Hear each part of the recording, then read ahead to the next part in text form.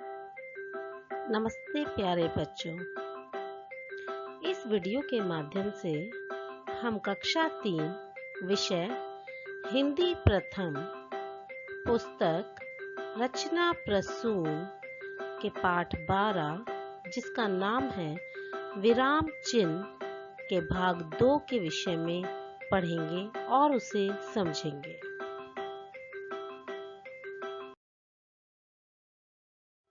बच्चों, अपने पाठ के भाग 2 में हम पाठ के अभ्यास कार्य के विषय में पढ़ेंगे।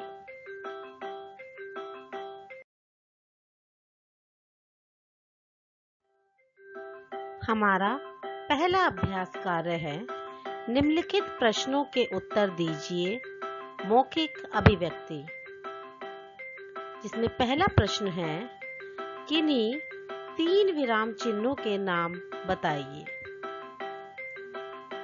उत्तर 3 विराम चिन्हों के नाम हैं पूर्ण विराम, अल्प विराम और योजक। बच्चों, आप इसमें किसी भी 3 विराम चिन्हों के नाम लिख सकते हैं। प्रश्न 2, पूर्ण विराम और अल्प विराम में क्या अंतर होता है? उत्तर, वाक्य के पूरा होने के पश्चात पूर्ण विराम चिन्ह का प्रयोग करते हैं। बात बोलते समय जब थोड़ी देर के लिए रुकना होता है तब अल्प विराम चिन्ह का प्रयोग करते हैं।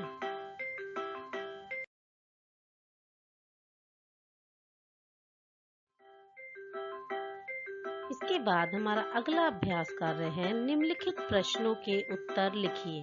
पहले हमने मौखिक अभिव्यक्ति प्रश्न किए थे और अब हम लिखित प्रश्न उत्तर करेंगे। प्रश्न 1, विराम चिन्ह किसे कहते हैं? उत्तर, बात के भाव को स्पष्ट करने के लिए वाक्य के मध्य में जो चिन्ह लगाए जाते हैं उन्हें विराम चिन्ह कहते हैं। प्रश्न 2, पूर्ण विराम चिन्ह का प्रयोग वाक्य में कब और कहाँ करते हैं? उत्तर, पूर्ण विराम चिन्ह का प्रयोग वाक्य के अंत में किया जाता है।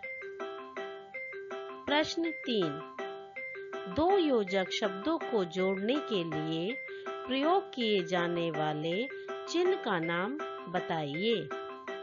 उत्तर, योजक, अर्थात 2 शब्दों को जोड़ने के लिए योजक चिन्ह का प्रयोग किया जाता है।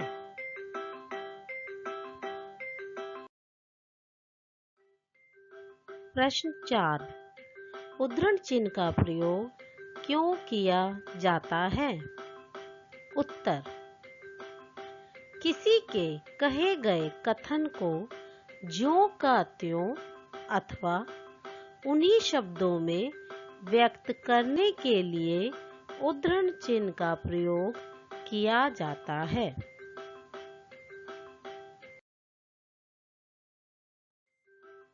अगला प्रश्न है निम्नलिखित विराम चिन्हों के नाम लिखिए।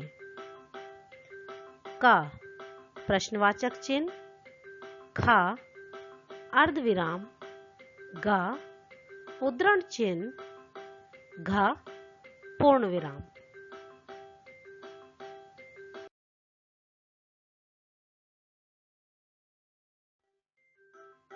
निम्नलिखित वाक्यों में उपयुक्त विराम चिन्ह लगाइए।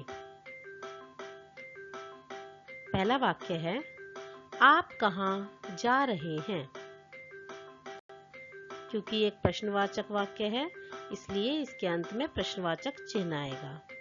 उत्तर, आप कहाँ जा रहे हैं? दूसरा वाक्य है, वाह, तुमने तो कमाल कर दिया। उत्तर, वाह के बाद विस्मयादिबोधक चिन्ह, तुमने तो कमाल कर दिया और उसके बाद पूर्ण विराम चिन्ह। तीसरा वाक्य है, मधुकर ने कहा मैं देर से आऊंगा। उत्तर, मधुकर ने कहा क्योंकि ये मधुकर के शब्द हैं, इसलिए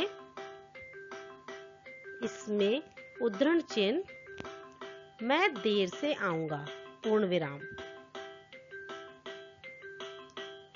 नीलिमा, कविता, सुमन और मिताली पक्की सहेलियां हैं। उत्तर: नीलिमा अल्पविराम, कविता अल्पविराम, सुमन और मिताली पक्की सहेलियां हैं, पूर्ण विराम।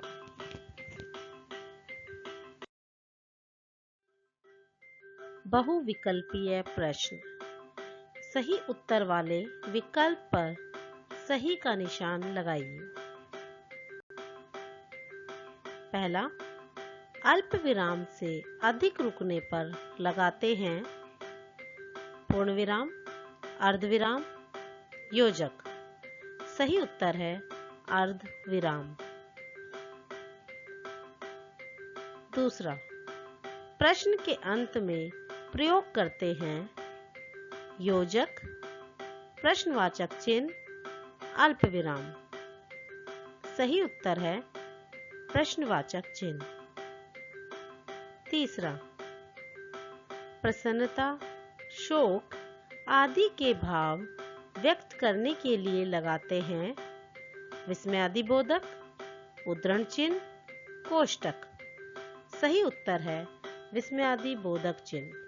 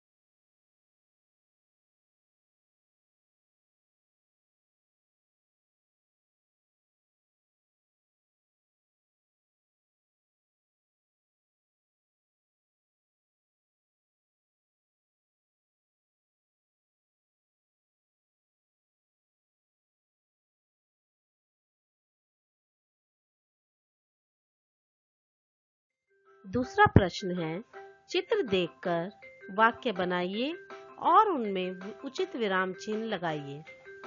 बच्चों, नीचे कुछ चित्र दिए हैं, हमें देखकर वाक्य बनाने हैं और उनमें विराम चिन्ह का प्रयोग भी करना है। पहला चित्र है, राम और श्याम लिख रहे हैं। दूसरा चित्र का वाक्य होगा, रामू खिड़की साफ कर रहा है। तीसरे चित्र का वाक्य होगा, सीता और गीता नाच रही हैं।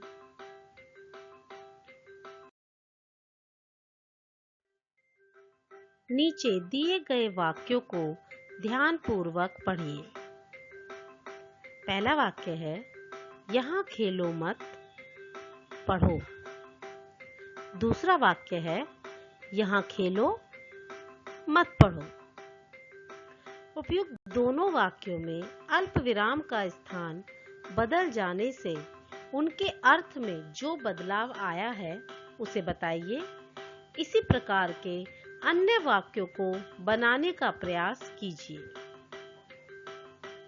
तो बच्चों, ऊपर दिए हुए उदाहरण को समझकर हमें ऐसे ही नीचे वाक्य बनाने हैं, जो इस प्रकार हैं। पहला, उधर जाओ मत, बैठो। उधर जाओ मत, बैठो। दूसरा, यहाँ पढ़ो मत, उठो। यहाँ पढ़ो मत, उठो। तीसरा, खाना खाओ मत, देखो। खाना खाओ मत, देखो। चौथा वाक्य, गाना गाओ मत, सुनो। गाना गाओ मत, सुनो।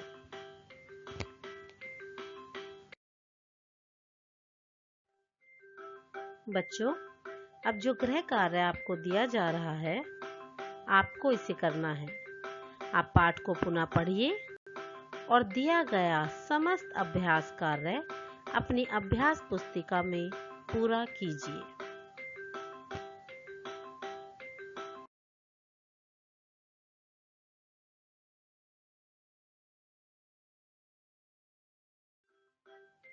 प्यारे बच्चों, आशा करती हूँ कि आपको इस वीडियो में समझाया गया सभी कार्य अच्छे से समझ में आया होगा। आप इस वीडियो को दोबारा देखें और इसमें कराए गए सभी अभ्यास कार्य को अपनी अभ्यास पुस्तिका में अच्छे से करें।